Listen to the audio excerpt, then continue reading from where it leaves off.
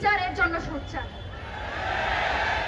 বাংলাদেশে যে সকল রাজনৈতিক দলের বিভিন্ন ক্যাচালের কারণে আমাদের এত এত জনগণ, এত এত মানুষ আমরা এখানে বসে আছি, শীতে কষ্ট করে আমাদের এত এত মা বোন, আমাদের এত এত ভাইয়েরা এখানে বসে আছে, সেটাকে মেইনস্ট্রিম মিডিয়া সহ সোশ্যাল মিডিয়া থেকে একেবারে নাই করে দেওয়ার প্রচেষ্টা চালাচ্ছে।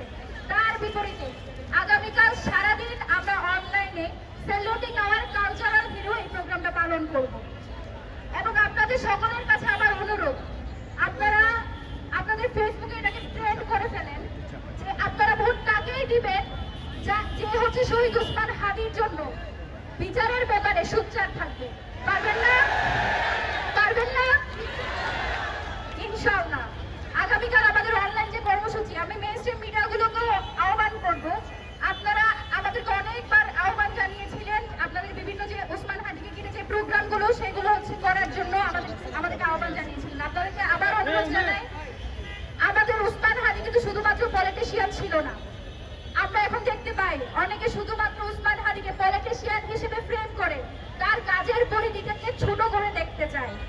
ওসমান হাদি শুধুমাত্র একজন পলিটিশিয়ান ছিল না, তার পলিটিক্সে আসার কারণই ছিল পলিটিক্সের ধরনটাকে পাল্টানোর জন্য।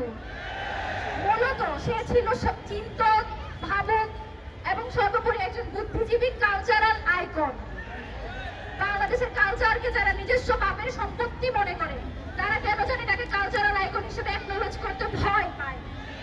কারণ যে কালচার তারা করে সেখানে দিল্লির দাবিদারি আছে, এবং দিল্লির দাবিদারিকে ছুড়ে ফেলে দিয়ে বাংলাদেশের যে নতুন সাংস্কৃতিক যে জাগরণ সেটা ওসমান হাদির হাত দিয়ে শুরু হয়েছে, এটাকে তারা ভয় পায়। আগামীকাল সারাদিন আমরা আমাদের কালচারাল হিরোকে অ্যাকনোলেজ করব, তার বিভিন্ন বক্তব্য, তার বিভিন্ন কর্মগুলো নিয়ে আমরা বিশ্লেষণমূলক যে লেখা, তার বক্তব্য প্রচার, তাকে নিয়ে ডকুমেন্টারি, এগুলো করার জন্য আপনাদের সবাইকে আহ্বান জানাচ্ছি। সর্বোপরি বাংলাদেশের যে রাজনৈতিক দলগুলো আছে তাদের কাছে আপনারা মেসেজ পৌঁছে দেন, আপনারা তাদেরকে ভোট তখনই দিবেন যখন সে শহীদ ওসমান হাদির বিচারের ব্যাপারে সোচ্চার হবে।